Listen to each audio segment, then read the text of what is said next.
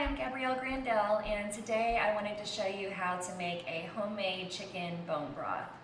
Way less expensive and actually pretty easy to do, and a lot more nutrient rich when you make it yourself.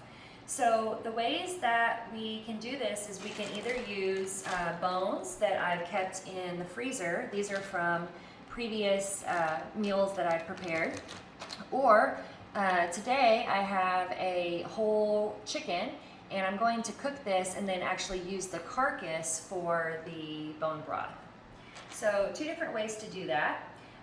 But what you're going to do is you're going to use an Instant Pot or a Crockpot, and what you'll do is you'll add the bones in first, and then you're going to use some sort of acid. So that could be this apple cider vinegar. I love the organic Bragg's version, or you could also use fresh squeezed lemon.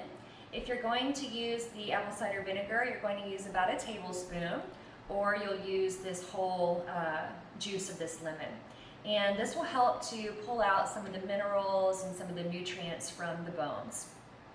Next, you will add your vegetables.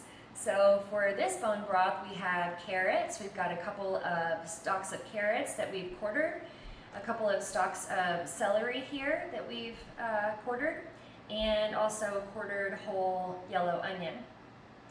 Now, we also want to add a little bit of black peppercorn and sea salt to the mix.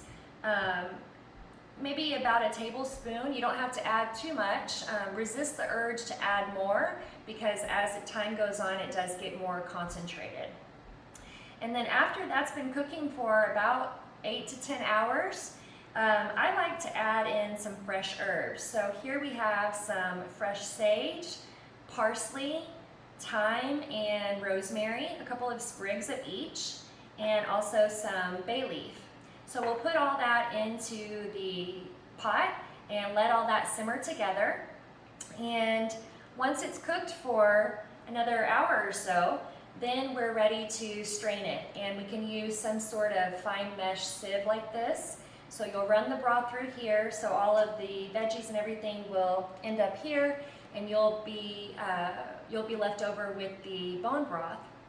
And I like to store them in mason jars. You can put them in the fridge to enjoy daily. They'll be good for a couple of days.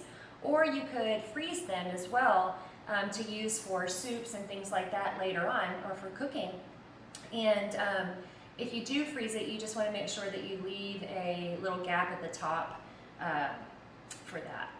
And I hope that you enjoy your bone broth.